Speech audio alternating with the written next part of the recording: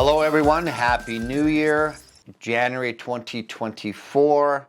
My name is Darcy Nyrose from Nyrose & Associates and RE/MAX Kelowna. And to end off 2023 right, we're going to talk about December's market stats. As we know, last year we had a gamut of good and bad. I'm just going to name off a few things. Of course, the Bank of Canada kept this run of increasing interest rates. And of course, at the very end, kept it stable, which is good for 2024. We had fires everywhere, and I'm talking everywhere, including Kelowna, of course. And unfortunately, what that did, it actually put Kelowna and real estate on hold for almost 2 to 3 months. Because what people don't know is in order to actually complete on a home, you need to get insurance. In order to get insurance, you can't have an active fire for, depending on which insurance company, for a certain distance, and it has to be out for a certain amount of time before they will honor you insurance. So that put a big damper on real estate, tourism, anything that happened in Kelowna. So we actually saw a negative and a pause of everything throughout, let's call it August, September, October. So that put us in a bit of a pickle as well. And then we heard about this short-term rental legislation that's coming in May 1st, 2024.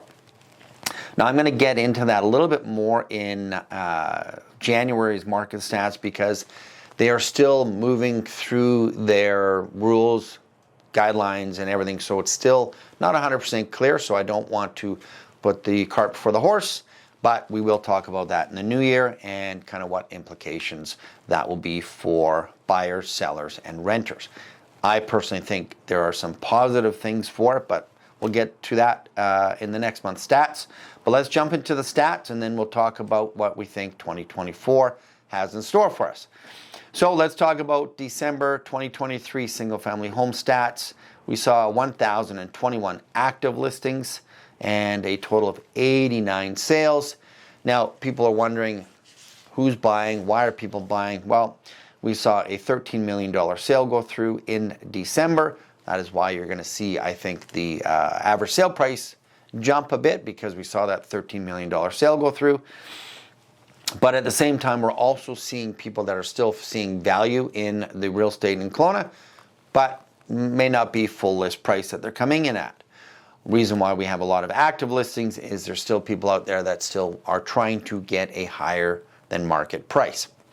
That being said, average sale price for single family home was $1,203,190, and again that is up 10% over this time last year. And the reason for that, I think, is because we saw that $13 million sale. Now, townhomes saw 302 active listings. That is up 32%, and I think we're just seeing people put their homes on the market to see what they can get. We saw 29 deals for townhomes, but that is actually down from this time last year by 19%.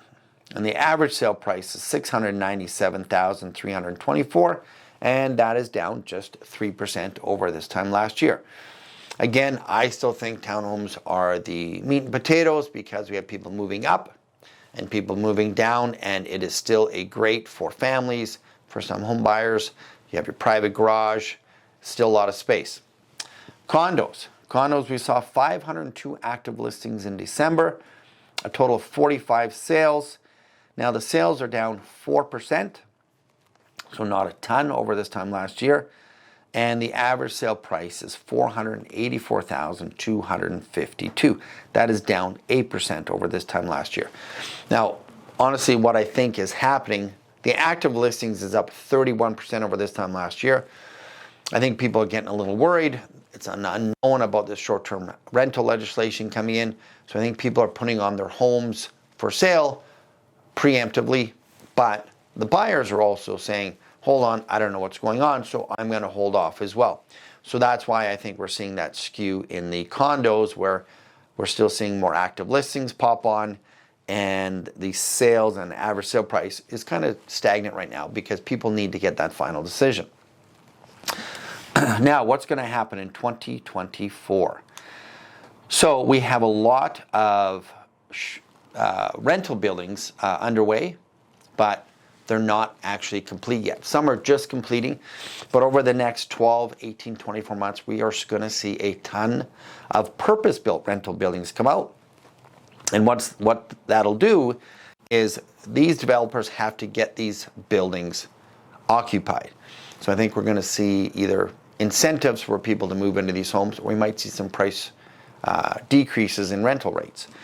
What that'll do is it'll help people out there with that rental issue, that we have high rent rates, but we're seeing that all coming to a little bit more stable and a little bit more in line with what we think it should be. Developments, people don't understand there's a lot of pre-sold developments that are under construction, but they're not complete yet, and those are going to come in the next 12 to 24 months as well. And that inventory of condos, I mean, it's not in the market yet, so we probably won't see that for 12 to 24 months, which is good because the rental market's going to come in, even it out, and then that'll come and backfill up for the rentals as well, because there were a lot of investors at the time that bought a year ago.